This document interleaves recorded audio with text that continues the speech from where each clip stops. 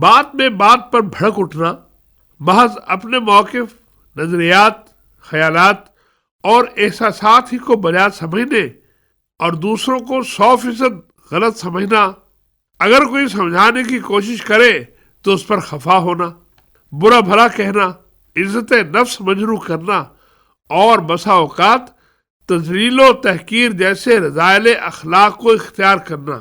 عدم برداشت کا یہ رویہ سماج کو ہلا کے رکھ دیتا ہے اور اس کے نتائج انتہائی خطرناک ہیں۔ گھر معاشرے کا بنیادی یونٹ ہوتا ہے۔ اہل خانہ میں سے ہر ایک مختلف مزاج، نظریات اور افکار کا حامل ہوتا ہے۔ ہر ایک کی پسند ناپسند دوسروں سے مختلف ہو تو اس میں مذائقہ نہیں، کیونکہ طباع کا یہ تنوع فطری ہے۔ کارخانہ قدرت میں تنوع کا ادنا نمونہ یہ ہے کہ دنیا میں اربوں انسان موجود ہیں اور کسی ایک فرد کا تھمب امپریشن یعنی ہاتھ کے انگوٹھے کا نشان کسی دوسرے فرد سے نہیں ملتا۔ اللہ اکبر۔ اب اگر اہل خانہ میں باہمی تال میل اور افہام و تفہیم نہ ہو تو ایسے گھر کا چلنا ناممکن ہے۔ اس کے تاروں پود بکھر جائیں گے اور ایسا خانہ یقیناً خراب ہو جائے گا۔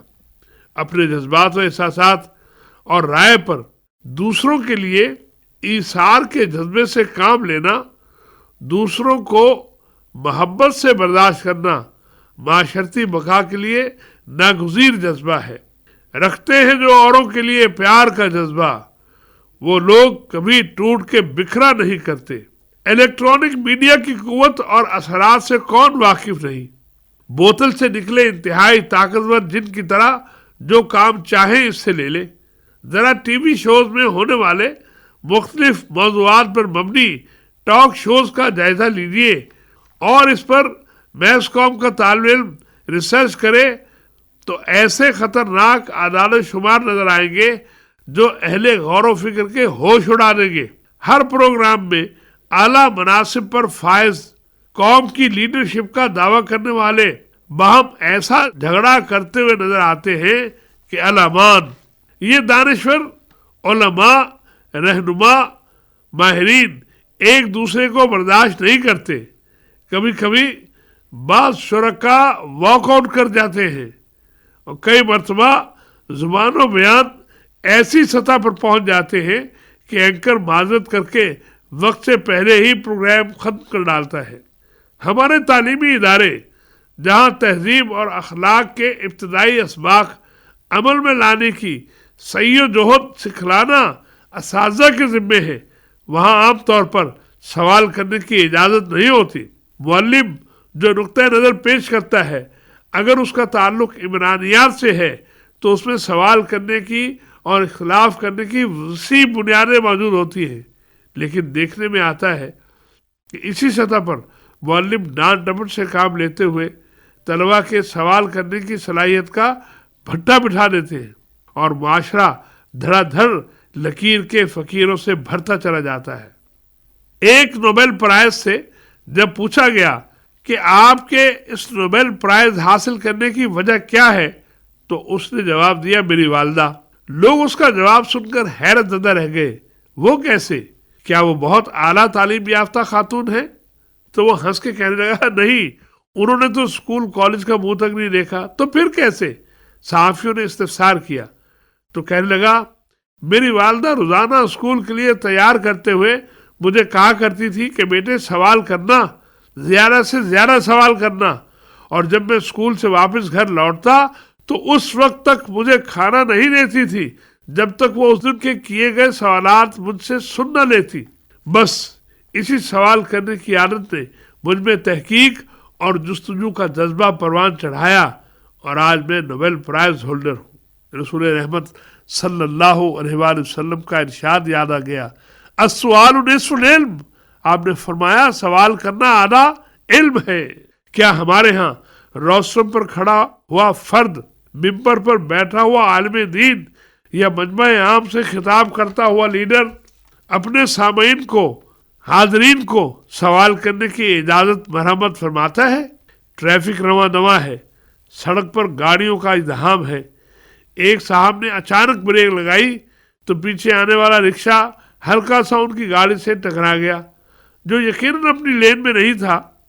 گاڑی والے صاحب نہایت غصے میں اترے اور مار مار کر اس رکشا ڈرائیور کا بھرکس نکال دیا، گالیاں اور آل فال بونس میں۔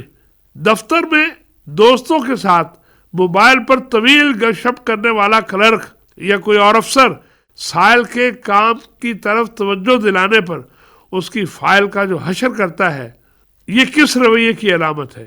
ہمسائے کے گھر سے پانی بہا، گلی میں تھوڑا سا کیچڑ ہو گیا، ساتھ والے صاحب گلی میں کھڑے ہو کر بے نقط سنا رہے ہیں۔ ایسے مناظر روزانہ دکھائی دیتے ہیں، لیکن آئیے کچھ اور مناظر تاریخ نے اپنے سینے میں محفوظ کر رکھے ہیں۔ ان کے راستے میں کانٹے بچھائے جاتے ہیں، سجدے کی حالت میں ان کی کمر پر اونٹ کی اوج ڈال دی گئی ہے، تان و تشنیع اور دشنام ترازی معمول ہے، لیکن یہاں برداشت کرنے کی حد کوئی نہیں۔ بعض اوقات اپنے بھی جہالت یا نفاق کی بنا پر احمقانہ حرکات سر انجام دیتے ہیں، لیکن سلام اس پر کہ جس نے گالیاں کھا کر دعائیں دی۔ ایک اعرابی آیا، اس نے رسول اللہ صلی اللہ علیہ وآلہ وسلم کی گردن مبارک میں کپڑا ڈال کر اس بری طرح زور سے کھینچا کہ نشان پڑ گیا، اور اسی پر بس نہیں، وہ پھر سختی سے کچھ دینے کا مطالبہ کرنے لگا۔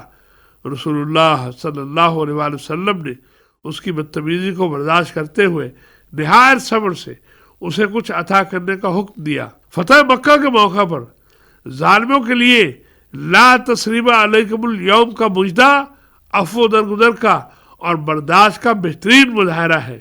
اسی رویے اور تائید عزتی کی بدولت ایک زمانہ خلق عظیم کا معترف ہوا اور راہ ہدایت اختیار کر لی۔